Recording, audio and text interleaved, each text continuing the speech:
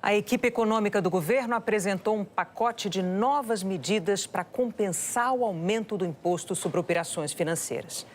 Especialistas e representantes de diversos setores da economia criticaram as propostas, argumentando que elas provocam uma elevação da carga tributária no Brasil. A expectativa era de que fossem anunciados cortes nos gastos do governo e uma defesa de reformas estruturais.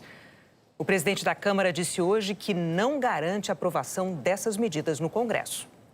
As novas propostas do ministro da Fazenda foram apresentadas aos parlamentares ao longo de 5 horas na residência oficial do presidente da Câmara. Foi mais uma rodada na tentativa de impedir que o decreto do presidente Lula, que aumentou o IOF, fosse derrubado pelo Congresso. Ao fim do encontro, tarde da noite de domingo, o ministro Fernando Haddad apresentou detalhes de como o governo pretende aumentar a arrecadação. Os títulos que hoje são isentos de imposto de renda passariam a ser taxados em 5%. Entre eles, letras de crédito imobiliário e do agronegócio, conhecidos como LCI e LCA. E certificados de recebíveis imobiliários e do agronegócio. A nova cobrança valeria somente para títulos emitidos a partir de 2026. Mudanças também na contribuição social sobre o lucro líquido sobre instituições financeiras. A alíquota de 9% que beneficia fintechs, por exemplo, seria excluída. Permaneceriam as alíquotas de 15% e 20%. O governo pretende aumentar a taxação sobre as empresas de apostas esportivas, de 12% para 18%. E, além disso, um corte de 10% nas renúncias de impostos concedidas a alguns setores da economia. O governo estima que este ano o total das renúncias tributárias deve chegar a 544 bilhões de reais.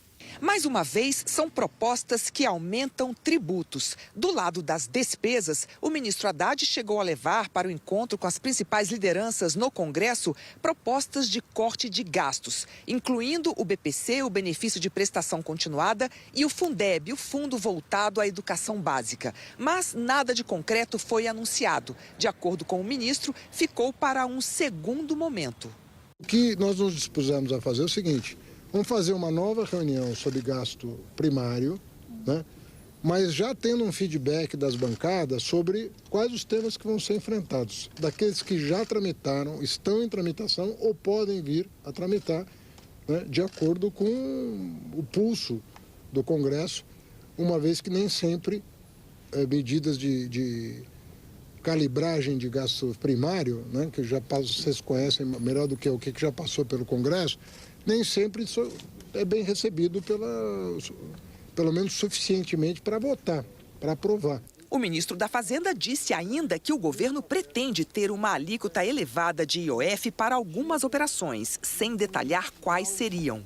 Em uma agenda promovida pelo jornal Valor Econômico, o presidente da Câmara, Hugo Mota, do Republicanos, disse que não há compromisso do Congresso em aprovar as medidas. Mota afirmou que todos precisam colaborar.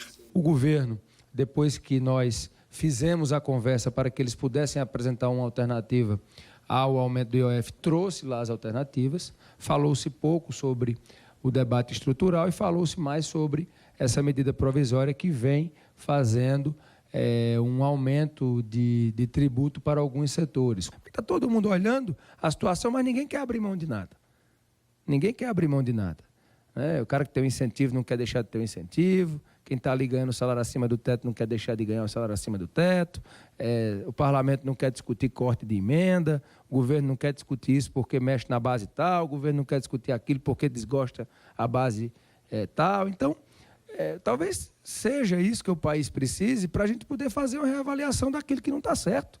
Em nota, a Frente Parlamentar da Agropecuária manifestou preocupação com a proposta de tributação e disse que a medida compromete uma fonte essencial de crédito rural e que a conta será paga pelo consumidor, que receberá o repasse no preço dos alimentos. No Congresso, a oposição já avisou que será contra o aumento de impostos. A tendência do PL da oposição será de resistir fortemente contra todas essas alterações e aumentos de tributos. Quando a gente entender que o governo começou a compreender a necessidade da economia brasileira de redução de gastos, de contenção de despesas, com certeza nós teremos contributivos. Economistas afirmam que as negociações precisam envolver corte de despesa. Agora, de fato, a gente vê um crescimento do gasto obrigatório bastante relevante, principalmente os gastos sociais, principalmente previdência e assistência social.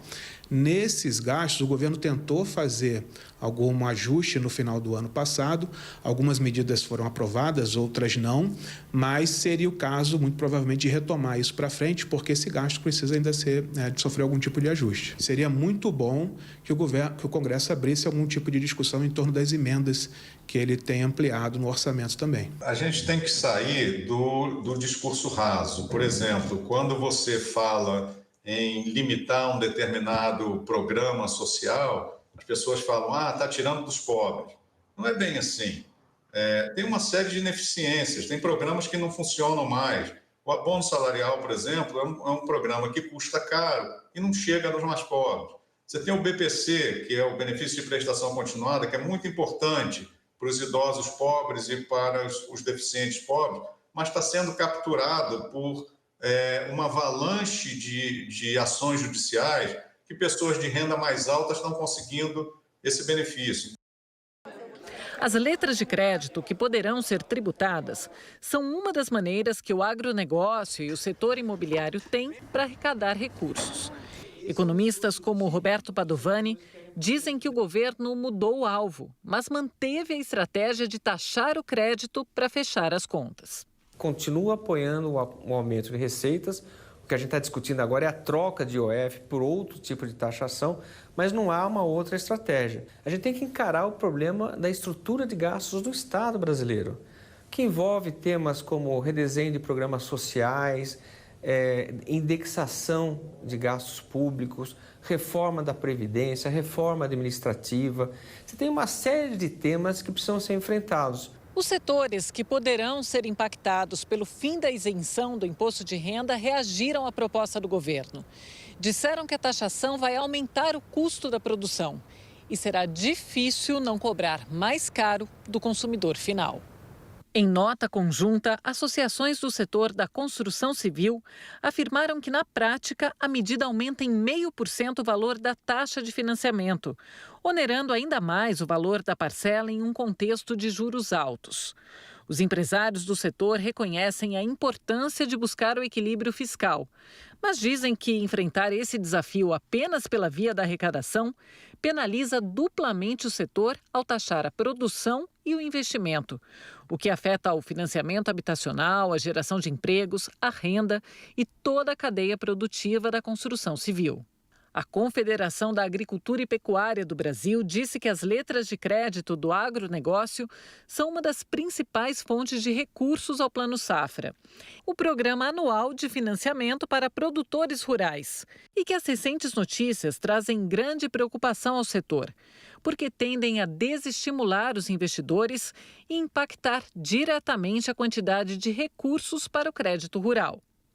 A Associação Brasileira do Agronegócio afirmou que a tributação tem reflexos negativos para toda a sociedade, pressionando a inflação e aumentando o preço dos alimentos.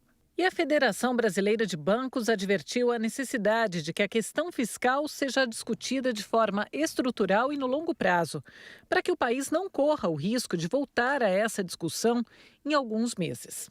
O economista André Perfeito diz que, mais uma vez, a expectativa de que seriam apresentadas medidas para o controle de gastos foi frustrada.